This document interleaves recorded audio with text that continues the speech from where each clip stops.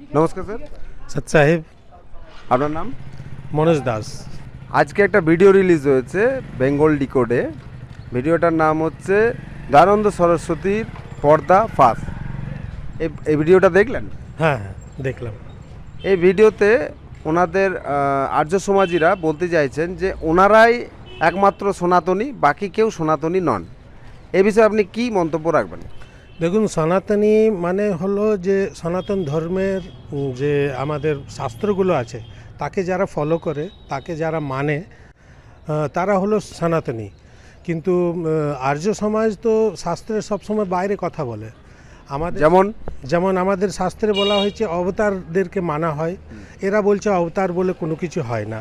এক নম্বর, এনাদের যে মেন বস স্বামী দয়ানন্দ সরস্বতীজি, উনি নিজে নেশা করতেন। হ্যাঁ, ওনার যে বেদের যে উনি ব্যাখ্যা করেছেন সব ভুলভাল করেছেন।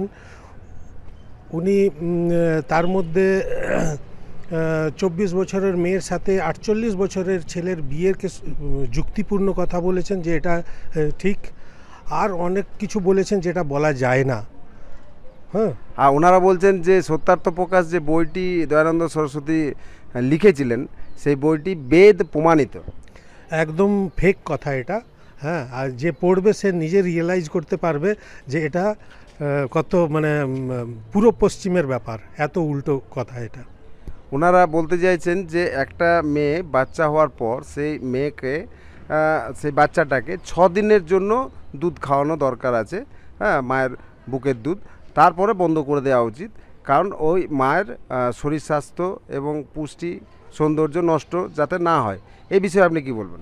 একদম এটা ভুল কথা, এরকম হওয়া উচিত না। একটা বাচ্চা গ্রোথ হয় মায়ের দুধ থেকে, আর ওটা যদি 6 দিন খায় তাহলে সে ছেলের বেসই তৈরি হবে না, ফাউন্ডেশনটাই উইক হয়ে যাবে। ধন্যবাদ। সৎ সাহেব। সম্পূর্ণ ভিডিওটি দেখার জন্য ডেসক্রিপশন বক্সে দেওয়া লিংকে ক্লিক করুন।